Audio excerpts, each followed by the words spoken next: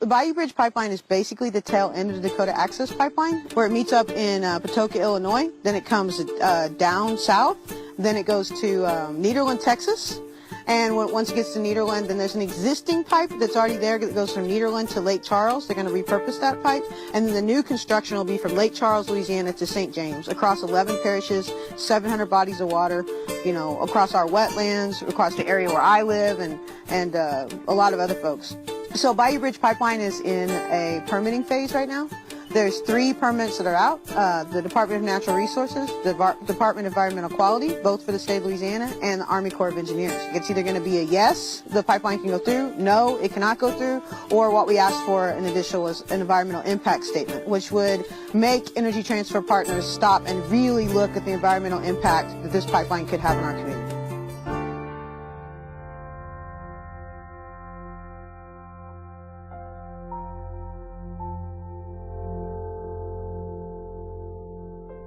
The wetlands are everything to like who we are as just like bayou people, right? But besides that, there are protection. You know, the Katrina and Rita and other hurricanes like that, as we lose land, those hurricanes, those winds are much stronger and they come in a lot faster than they used to because we're much closer to the Gulf.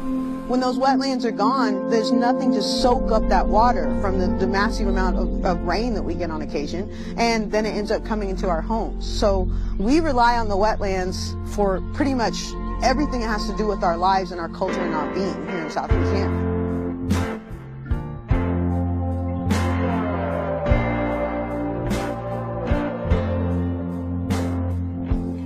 There's been a really, really great group of not just organizations, but just people who are standing up. We have crawfishers in the basin. We have landowners. We have indigenous people.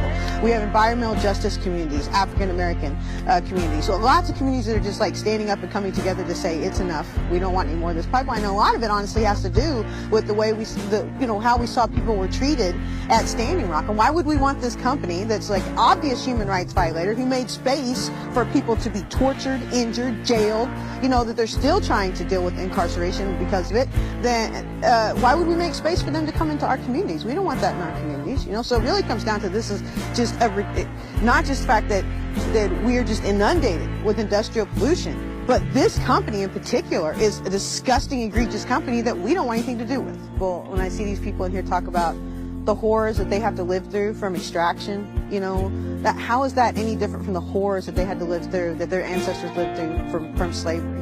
I mean, whole groups, Ile-de-Jean Charles, Choctawhatchee, Chitimacha are being moved. They're the first climate refugees here in South Louisiana are being moved. How is that different from being moved off your land through a trail of tears? We're strong together now, and we have an understanding of that. And some of that trauma that we have in our genes is also resistance that we have in our genes. And we remember that. And now we're standing up together.